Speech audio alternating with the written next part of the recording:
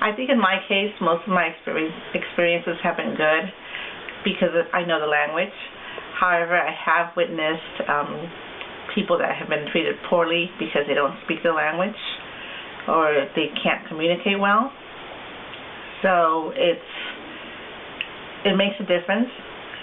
Sometimes I also see that if they see you're Hispanic, until they have a relationship or they have a conversation with you and you can communicate well, then they'll treat you as equals. Otherwise, you can be seen as a second-class citizen. Unlike my father, who was born in Mexico and came here to the States later on in his life, I was fortunate enough to be born here in the States. Being that of Hispanic background, I did too also go through some bad experiences. As a young kid in elementary school, I was called spick, beaner, wetback. At the time being, I didn't really know what those words meant. I know that my mother did tell me at one point. I told her that, I was called these names, and she said if anybody would call me those names again, to go report to the principal or teacher. Can't remember if I really did, but it didn't really affect me. Good experiences would be home-cooked meals. I still go to the store to go buy some, but also being able to help translate for others.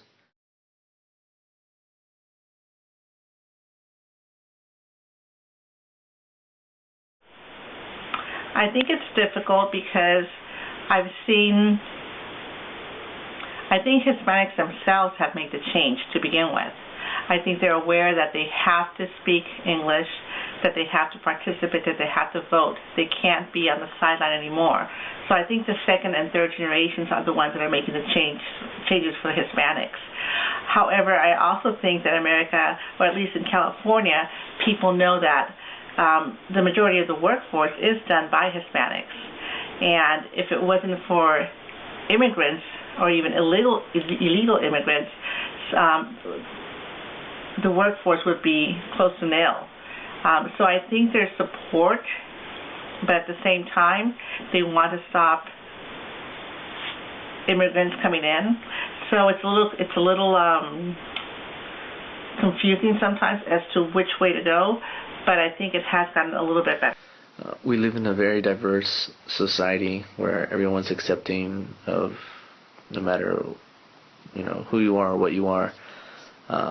Regarding Hispanics, I believe that a lot of Americans now are taking the time to actually learn Spanish to communicate well with Spanish speakers. Not having to have somebody translate for them, actually try communicating with them. But I also do feel that Hispanics should also take the time to learn English also. It's for both sides. Both should be able to communicate well with each other. It's not just one over the other. It should be both. Not very many Hispanics actually think that way, but I think most or all should. We should all be able to communicate well with each other.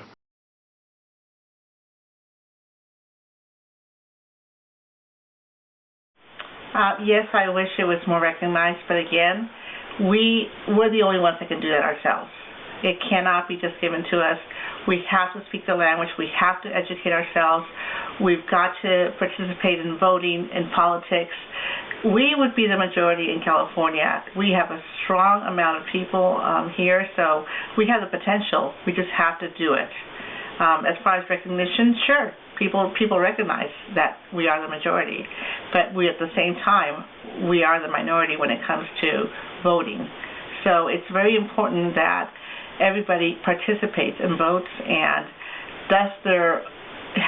is conscious that it does take a village. It takes a lot of people to make a change.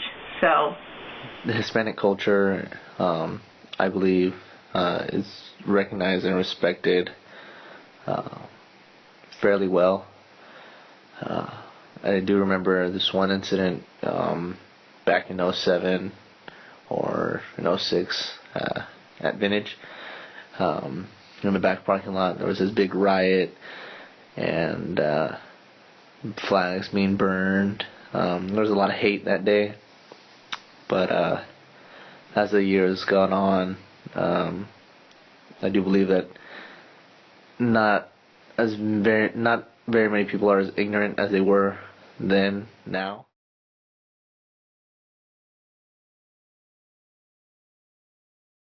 it definitely helps. Being bilingual, especially fully bilingual, half of my customer base is Hispanic. And even though the majority of them can speak English, we communicate in Spanish because it makes them feel comfortable. In California, especially here, if you have the opportunity to be bilingual, not just Spanish but any other language, you should do it. Where it's a diverse state, and anybody that can communicate in two or several languages will find that most cultures are loyal to their own culture, and you'll find that helps your business. It helps with referrals. It's just important. Plus, it's a matter of pride as well. And I think that any culture, it's great to be here in America, but you should never lose your roots. Being Hispanic, I don't believe, helps me financially. I have worked various jobs. I worked at CVS back in high school. I worked the bottling line at a winery. I was an umpire for Cal Ripken baseball. I worked 4 years making wine barrels. I currently stopped that about 3 months ago. I now work at the West End Brasa downtown, and I am a physical therapy aide for Napa Valley Physical Therapy. There hadn't been one time, I believe, where I didn't have to translate. There has always been times in every of those jobs where I've had to translate for someone. To me, it just helps being bilingual and knowing two languages.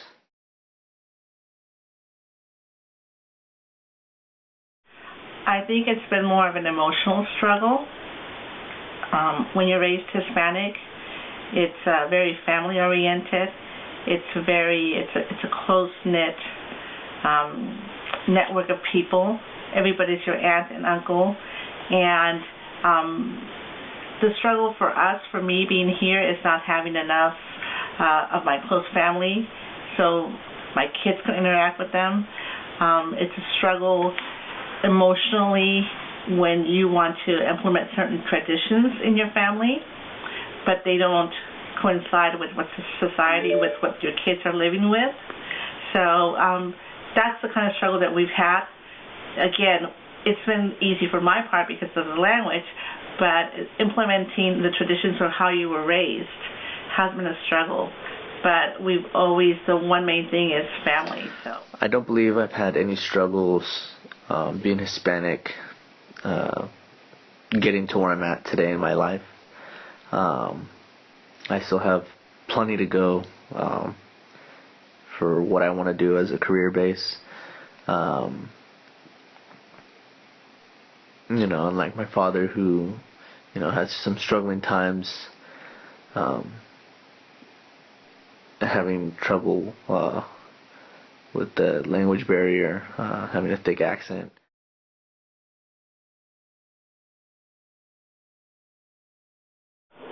Yeah, it's pretty much just people just saying just dumb stuff like go cut the grass or go sell fruits on the corner, but I just ignore it because it's dumb.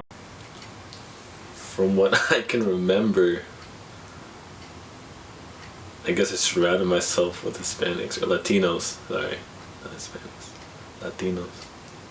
So I never had to deal with judgment as far as being a Latino, and I mean I was always surrounded by other cultures. So it wasn't just one majority culture.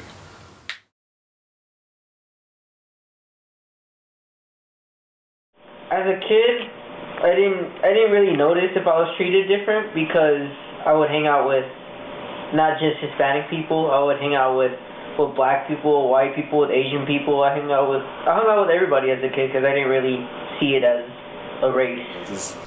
I never had to deal with feeling segregated. I was always surrounded by other cultures, and I never knew what it's like to feel like being, Different. being pointed out because of your background.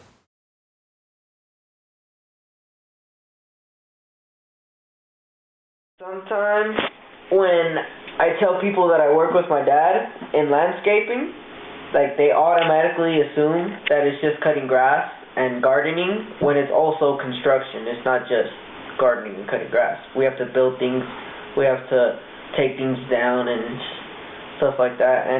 And also at those houses, like it's mainly white people that own it. So they'll come out of the house and start talking to me in Spanish as if I didn't know English, and then I'll just reply to them in English, and they'll keep trying to talk to me in Spanish even if they don't know Spanish at all. I'm automatically Mexican, which isn't bad. It's not bad to be Mexican. I just like to be recognized for being Guatemalan. There's more than just Mexican out there. I think it has because it's helped me get used to being around a lot of people. Because when I was a kid, I lived in a house with 9 people, four bedrooms and 2 bathrooms, and pretty much it helped me like learn how to wait to shower. Pretty much it just showed me how to be patient, and it helps me now because now I live in a house with 6 people, 4 bedrooms, and 1 bathroom. So it's definitely helped me as far as not career-wise, but as far as getting a job. It helps it a lot being bilingual, at least. Can reach out to a lot more people. Although I'm not into my culture as much as I'd like to be, it's still good knowing that I have a culture, I have some type of background to be proud of. Something to I should look into, just should. But it's kind of made me know that I stand out in some way, I guess. It's have something special that everybody has, but I have something I can call my own.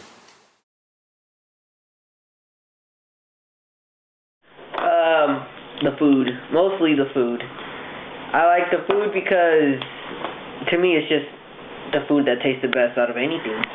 And I also like the parties, I like having a lot of family, I like dancing to Hispanic music, and I also like how in Hispanic culture soccer is the #1 sport, and that's my favorite sport, and I play it every day, so proud of being Mexican. I like the language. It's got its own touch to it. Each country you go to, you still understand what they're saying, but when they have their own lingo. Just the atmosphere as far as going into other cultures, I can tell that as far as Latin cultures, it's very well. Yeah, that's what I meant. Touchy. We're more touchy. We're more like you can't come up out here. You can't go up to someone and just give them a kiss on the cheek as you're first meeting them for the first time. Out there, it's just any stranger, just anybody you say hi to. It's as far as females go.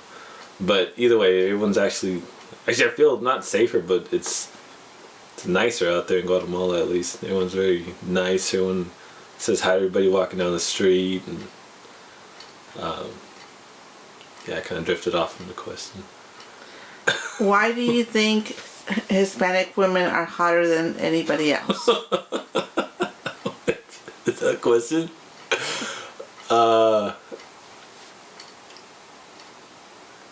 They just are.